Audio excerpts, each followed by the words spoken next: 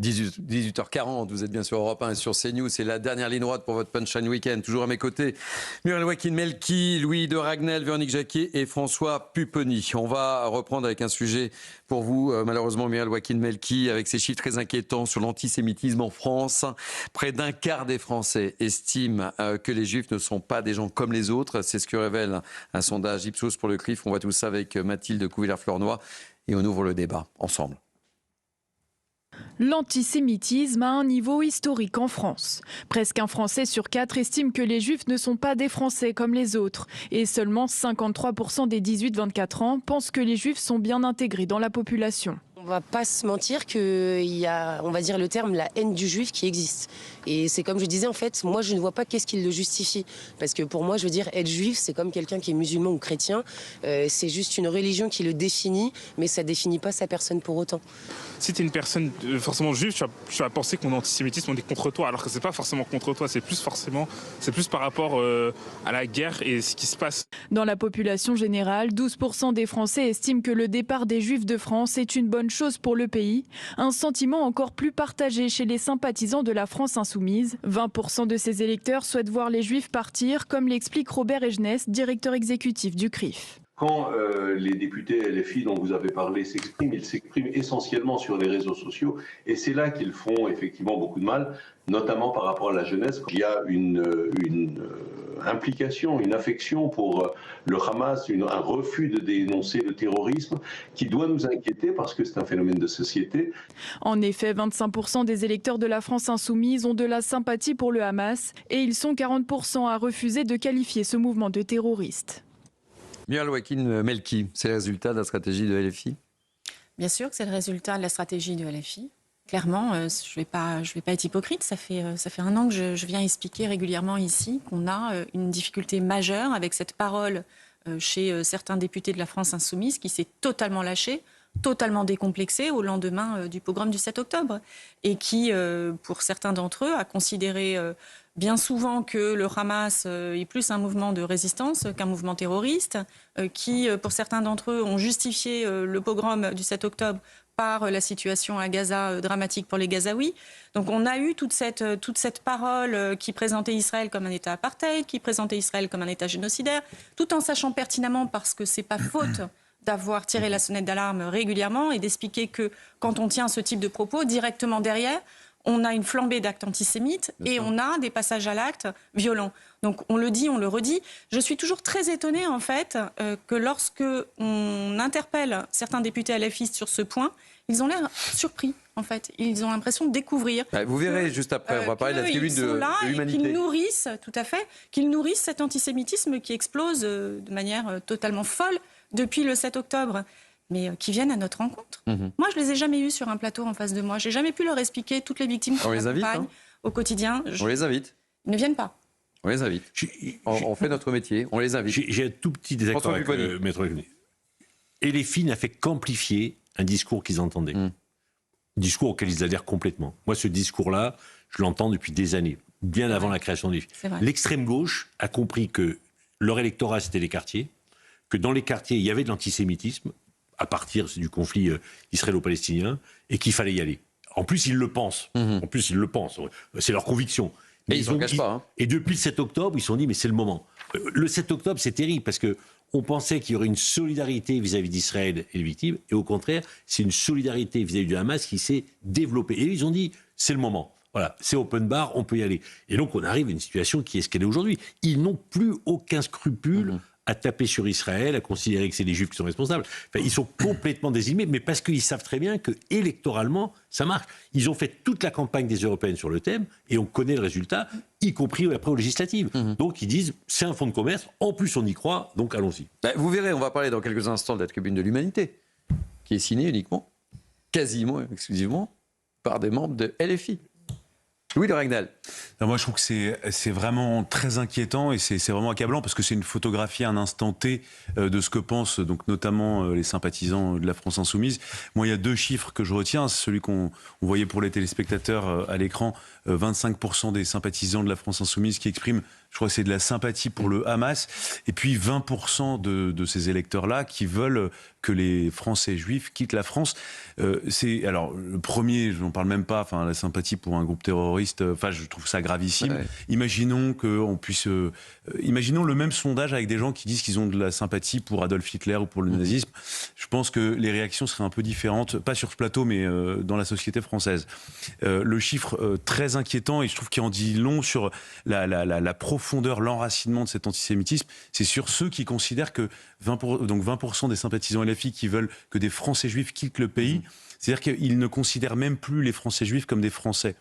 Pas du tout. Et donc, non mais, donc ils sont en train ils souhaitent en fait une partition de la communauté française, de la communauté nationale. Et je trouve que c'est quasiment ce qui est de plus grave. Véronique Jacquier. Oui, alors je suis tout à fait d'accord avec vos constats, mais cela dit, ce n'est pas nouveau. C'est-à-dire que là, on veut que les Juifs quittent la France, on les juge indésirables. Ça fait quand même des années qu'ils sont indésirables de certains coins de France, comme la Seine-Saint-Denis, de certains quartiers. Et on n'a rien dit. Nous, les journalistes, on commenté. Ah tiens, dans telle école, les Juifs ne sont plus les bienvenus. Ah bah pourquoi ? Bon, et puis en parallèle, il y a toujours le corollaire d'une forte présence dans les quartiers d'une population, parfois issue de l'immigration. Donc ceci s'explique depuis bien longtemps. On en parlait déjà dans les territoires perdus de la République. C'était déjà un sujet qui était abordé. Le fait qu'on ne pouvait même plus traiter la Shoah dans les salles de classe. Donc on a perdu plus de 20 ans. Alors maintenant, effectivement, le phénomène explose d'une façon extrêmement cynique depuis le 7 octobre. Et moi, je m'étonne qu'il n'y ait pas de volonté politique. Mais on sait pourquoi il n'y ait pas cette volonté politique. Parce qu'on a des hommes politiques qui ont bien trop peur des conséquences. Mais il me semble bon d'instituer l'antisémitisme comme grande cause, la lutte contre l'antisémitisme, grande cause nationale dans notre pays. Ouais. C'est la seule façon de faire bouger les lignes, notamment par rapport à la France insoumise. C'est la seule façon de la mettre véritablement dans le champ politique devant ses responsabilités. Alors, je vous fais réagir dans quelques instants, mais on va continuer dans la série. On va parler de cette tribune chez nos confrères de l'Humanité, son titre: pour un après France-Israël, la jeunesse doit se mobiliser dans les stades. En gros, ça veut dire quoi ?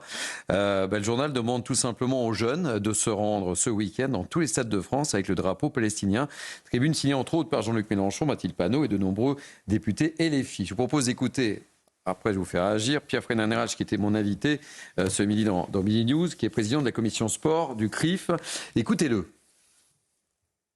Ce qui me laisse penser malgré tout que c'est une nouvelle mascarade et une nouvelle provocation. D'ailleurs, dans la liste des signataires, on le voit bien, vous avez LFI et sa clique, Panot et tous ceux qui sont tombés dedans.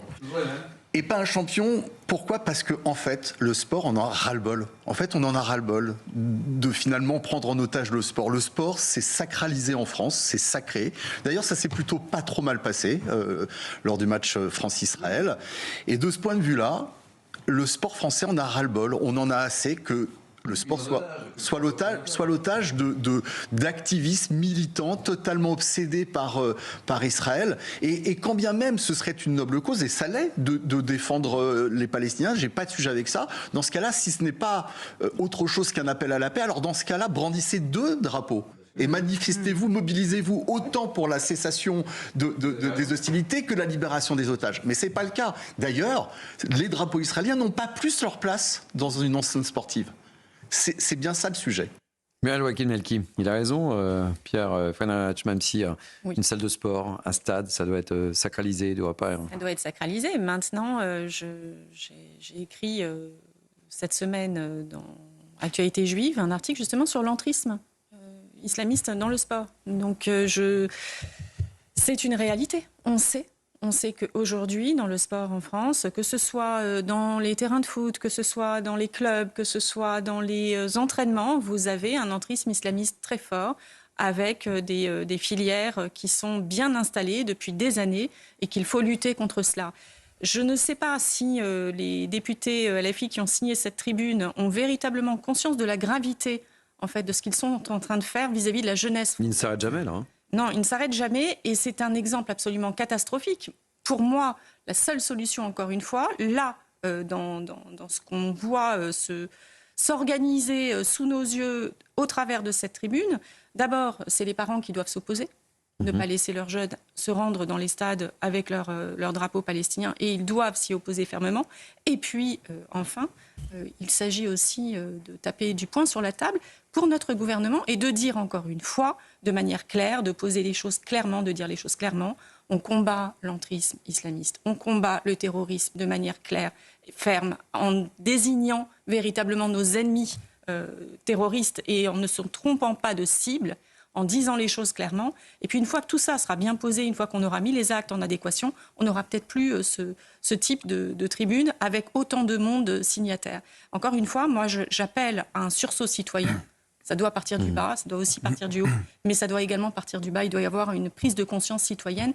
Ce qui est en train de se passer en France est dangereux et grave et met en danger, en péril notre jeunesse, donc l'avenir de la France, de manière très claire. Vous savez quoi, c'est ce que je disais à Pierre Freidenreich ce midi, c'est que quand on voit le tifo géant qui a pu pénétrer au Parc des Princes, Il y a une plainte. vous imaginez... Non, j'entends, oui, c'est pour ça que je vous dis ça. Un drapeau, ça se cache facilement. On peut craindre le pire dans les stades, dans les salles. J'espère que ça ne se produira pas, évidemment. Mais quand on voit avec la facilité... Ils ont demandé, là ? Ouais. Bah, je peux vous dire que dans un certain nombre de municipalités, on fera les comptes dimanche soir. Là, on en parlera. Mais dans les stades d'un certain nombre de municipalités que je ne citerai pas, mais je vois lesquelles, je peux vous dire qu'il y aura des drapeaux palestiniens. Il y aura des drapeaux, évidemment. Avec le maire et le député local en première ligne avec leurs écharpes. Ouais. Alors là, je peux vous dire que ça va être... S'ils font la tribune, c'est qu'il y a déjà l'organisation derrière. Ils ont déjà tout préparé. François Pupponi. Loïc de Ragnel. Ce qui est particulièrement frappant, c'est le fait d'assumer, ce qui est le cas de la France Insoumise, d'utiliser le sport à des fins politiques. À aucun moment... Pierre Freidenreich le dit, les sportifs en ont ras-le-bol. Bien sûr. Et donc, ils essayent de... Après avoir pris en otage l'école, après avoir pris en otage l'université, tout le monde intellectuel, le monde de la culture, maintenant, ils essayent de pénétrer et d'utiliser le sport. Voilà. Et on le voit bien que c'est le cas. C'est une tendance qu'on observe maintenant depuis une dizaine d'années. Et il n'y a pas que les islamistes. On voit bien, là, par exemple, la promotion de la culture LGBT, où parfois il y a des prises d'otages aussi intellectuelles, psychologiques, politiques de certains joueurs. Je pense qu'il faudrait s'en tenir à une règle, c'est on bannit la politique de toute compétition sportive.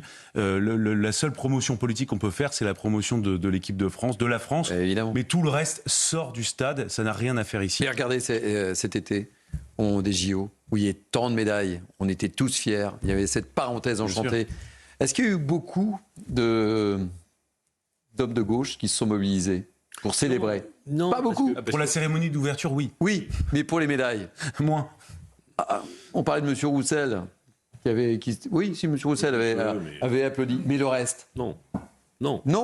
Parce que, François Pupponi. La manière dont certains récupèrent le sport, c'est historique. Hein. L'Église l'a fait en son temps, il y a bien longtemps, avec le patronage. Les communistes l'ont fait lorsqu'ils ont pris un certain nombre de villes. Ils organisaient les choses pour que les clubs sportifs soient un peu tenus. Et puis, les frères musulmans, ils font pareil, parce que c'est une stratégie. On occupe tout le champ de la vie des individus. L'école, le logement, le sport, l'éducation. Mais vous savez quoi, on a envie de dire, mais foutez la paix aux sportifs. Oui, mais quand vous êtes dans une logique de prise de pouvoir, quand vous êtes dans une logique de prise de possession d'un territoire, vous vous occupez de tout. Et le sport, vous n'en avez rien à faire. Ce qui vous intéresse, c'est prendre les gamins. Il n'y a pas de sportifs dans la tribune. Et comme certains, Véronique Jacquier. religion. Donc voilà, ceci s'explique très logiquement. Et pour revenir sur ce que disait Louis de Ragnel, c'est vrai que c'est quand même édifiant de voir la France insoumise assumer d'occuper le champ du sport à des fins politiques. Et c'est comme s'il fallait donner un os à ronger à sa jeunesse, c'est-à-dire qu'on est en permanence dans une mobilisation. Mais rien. Alors, c'est la mobilisation à Sciences Po, c'est la mobilisation dans le sport, c'est la mobilisation partout. N'oublions pas à quelle fin, c'est-à-dire que pour Jean-Luc Mélenchon, c'est de toute façon tenter de réussir sa révolution et ses troupes, eh bien c'est cette jeunesse-là. Le mot de la fin, Muriel Melki. On croise les doigts? Oui, on croise les doigts, on se retrousse les manches encore un peu, on continue à batailler, on lâche rien, on y croit. Et n'en déplaise à ceux qui souhaitent le départ des Juifs de France, on est là, on va rester ici, on va se battre pour notre pays et on n'a pas du tout l'intention de partir. Et on espère que François Pupponi se sera trompé. sur son pari avec ses fameux drapeaux, mais je crains que vous ayez un peu raison, François Pupponi. Hélas. Ils font jamais ça au hasard. Donc, jamais. Très bien. Il y aura 2-3 exemples où ils sont arrivés, ils vont avec les drapeaux, enfin minimum de 3 exemples. Mais et on va suivre ça avec une grande attention. Merci mes amis de m'avoir accompagné durant ces 2 heures. C'est toujours un plaisir de vous avoir à mes côtés.